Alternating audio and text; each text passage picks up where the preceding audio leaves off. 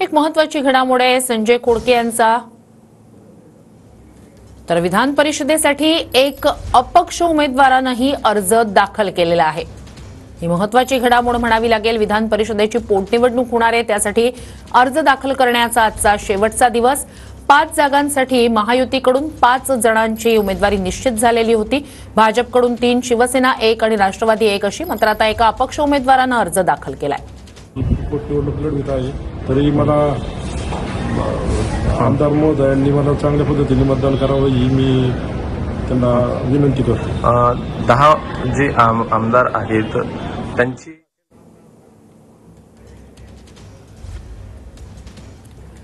परिषदेच्या निवडणुकीसाठी उमेदवारी अर्ज भरताना 10 आमदारांच्या पाठिंब्याचं पत्र अनिवार्य असतं।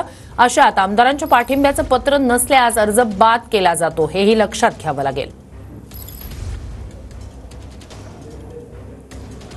आता जी चालू असणारी महाराष्ट्र विधानसभेच्या विधान परिषदेत मी उमेश महादेव मेत्रे, पुणे जिल्हा, तालुका दौंड, जिल्हा पुणे येथील मी महाराष्ट्र लोक काँग्रेस पक्षाचा संस्थापक अध्यक्ष आहे।